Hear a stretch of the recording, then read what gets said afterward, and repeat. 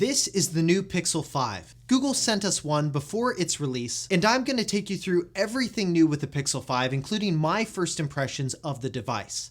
Let's dive in. First, holy crap, the sort of sage color looks really nice in person. It's this nice looking, subtle, sageish color that gives the phone a really nice new look. The power button has a metallic look to it that matches the G on the back, which is new and not something I think we've seen before on a Pixel phone. A lot has been made around this phone having a 100% recycled aluminum body, but also having wireless charging and reverse wireless charging for devices like the new Pixel Buds. Google accomplished this by cutting a small hole in the back of the aluminum body of the phone for the wireless charging components and then applying a coating to the entire back of the phone to make it look seamless. When you touch the back, it's obvious that the material you're touching doesn't feel like pure aluminum. The finish almost looks like stone. It's not cool to the touch like metal would be, and it's got some sparkles and texture to it which make it look really interesting. Another thing I really like about this material is it's not slippery. So for those who don't like to put a case on their phone,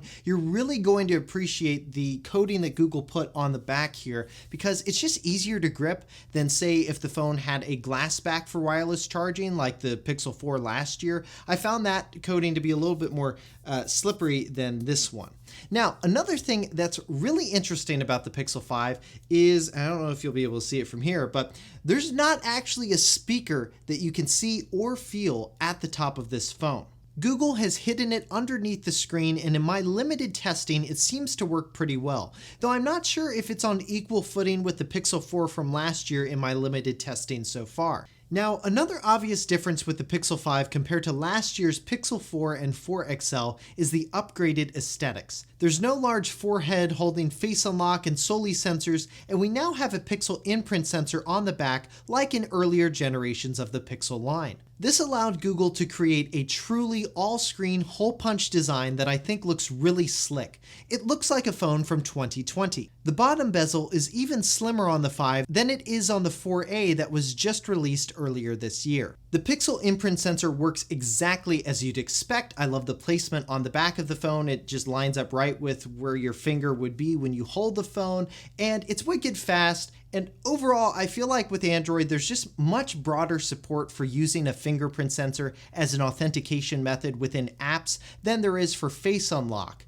However, with all that said, I still haven't made up my mind about whether or not this is a step backward from last year's face unlock. It worked really well, it was wicked fast, but again, there is broader support for the fingerprint sensors overall, so this is definitely something that I'm going to explore in subsequent videos on the Pixel 5. Alright, what else is new with this phone? Let's talk specs for a second. The Pixel 5 sports a 6-inch diagonal display, but is only 5.7 inches tall, and like I said before with the Pixel 4a, the size of this phone and the screen, for me at least, is about the perfect size, and it's made me rethink my choice in terms of always going for the larger phone size.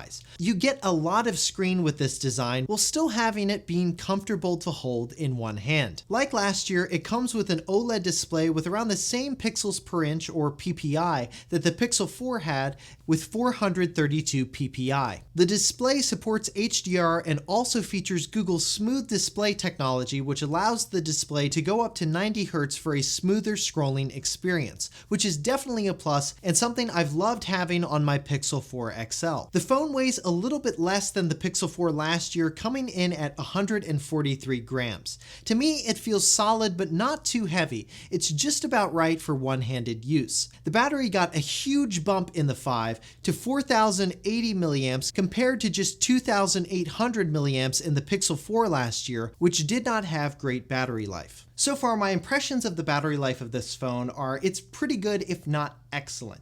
Last night when I put the phone down on the charger after a normal day of use, it had about 48% battery left over. Today, I woke up with 100% at 8:30 a.m. It's now 7:37 p.m. at night, so 11 hours later, and this phone has 68% battery left on it, which is much higher than my Pixel 4 XL would have at this point with normal day-to-day usage. So far, my very limited testing with this phone, the battery life seems like it's going to be pretty good on it. However, of course, that's something that we're going to test over the many weeks to come. Alright, last few specs to talk about. The Pixel 5 got a bump up to 8 gigs of RAM and has a Snapdragon 756G chip in it, which still should make the phone perform well, and in my limited testing, I can't really notice a difference in performance between the Pixel 5 and my Pixel 4 XL that I've used as my personal phone for the past year. Now, one of the most important things about Pixel phones, and really any smartphone nowadays for that matter, is the camera,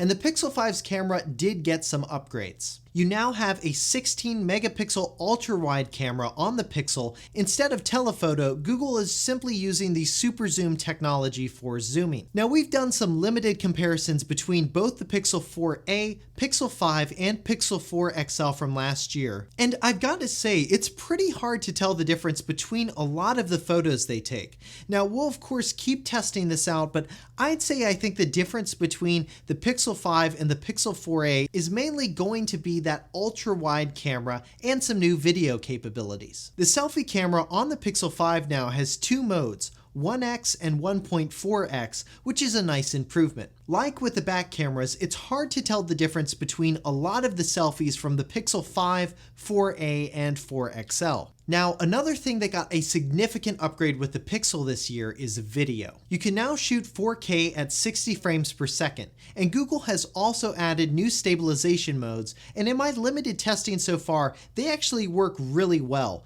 In the main camera UI, you now have toggles for slow motion, time-lapse, and of course for the new stabilization features. With stabilization, you have standard, far away, active for heavy movement, and then cinematic pan for smooth panning shots. Cinematic pan is my favorite so far, and it works really well for creating those smooth panning shots. I think this mode is going to be really useful to a lot of people out there, and so far it's definitely my favorite. Far away, which produces a bit grainy footage as you'd expect when you're zooming that far in, also produces some pretty impressive stabilization as well. Now, we haven't had a great use case yet to really test out the active mode, so we'll be sure to include that in our full review of the device. One other thing to note about the video quality, while testing in cloudy and somewhat low light situations, you are going to notice more noise on the image and less detail, which is to be expected, but something we're going to continue testing out, and we're going to benchmark the video quality of the Pixel to the new iPhone coming out. Alright, so what are some other things to know about the Pixel 5? If you're coming from another Pixel device, the transfer process is really seamless and took me about 10 minutes to copy everything over from my existing Pixel. Another thing that I like that I don't think I've talked about before about Pixels and Android in general is the work profile option. If you work for an organization or go to a university that uses G Suite, you can install a separate profile on your phone that your organization or university will have remote access to,